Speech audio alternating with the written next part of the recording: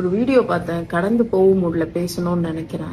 ஆந்திரா மாநிலத்துல கடப்பான்ற ஒரு இடத்துல ராம் சோபா யாத்திரான்னு ஒண்ணு நடக்குது. அவ்வளவு கிரௌட் இருக்கிற ஒரு பிளேஸ்ல பட்டாசு அப்படியே அடிச்சு தெறிக்க விட்டுருக்காங்க. பக்கத்திலேயே இருந்த ஒரு ரெஸ்டாரண்டோடைய செக்யூரிட்டி வயத்துல ஒரு ராக்கெட் போய் குத்திருக்கு.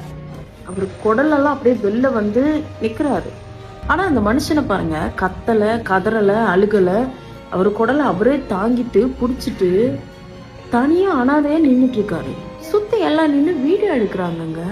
அந்த மனுஷன் பாக்குற பார்வை போன்ல பாக்குற எனக்கே செருப்பால் அடிச்ச மாதிரி இருக்கு. அங்க இருக்கிறவங்க வீடியோ எடுக்கிறாங்க. ஒருத்தன் கூட அங்க போய் அவரை புடிச்சு தாங்கி நிக்கல. மனிதாபிமானத்தை தாண்டி உங்களுக்கு ஒரு மதம் முக்கியம்னா அது எவ்வளவு கேவலமான ஒரு விஷயம். இந்த விஷயத்துல ஹைலைட் என்னன்னா எல்லாம் ஜெய் ஸ்ரீராம் சொல்லிட்டு இருக்காங்க.